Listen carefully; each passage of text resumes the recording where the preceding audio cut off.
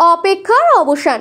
বৃহস্পতিবার সন্ধ্যায় সাত পাকে বাধা পড়লেন টলিপাড়ার অভিনেতা আদিত্য রায় ও কৌশাম্বী চক্রবর্তী। নবদম্পতির বিয়ের ছবি প্রকাশ্যে। বৃহস্পতিবার সকালে সমাজ মাধ্যমে আদিত্য কৌশাম্বীর গায়ে হলুদের অনুষ্ঠানের ছবি ভাইরাল হয়। সন্ধ্যায় প্রকাশ্যে এলো বিয়ের ছবি। হাওড়ার একটি ব্যাংকোয়েটে বসেছিল তাদের বিয়ের আসর। বিয়ের সাজে সাবেকিয়ানার ছোঁয়া।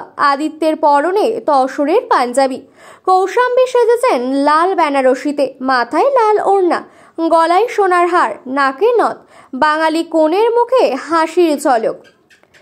আদিত্য বা কৌশাম্বী শুরু থেকেই নিজেদের সম্পর্ক নিয়ে প্রকাশ্যে খুব একটা মুখ খোলেননি। চলতি বছরের 1 জানুয়ারি কৌশাম্বী প্রথম দুজনের একসঙ্গে তোলা একটি ছবি সমাজ মাধ্যমে পোস্ট করেন, সঙ্গে নতুন বছরের শুভেচ্ছা জানান। তারপরেই টলিপাড়ায় দুজনের সম্পর্ক নিয়ে গুঞ্জন শুরু হয়।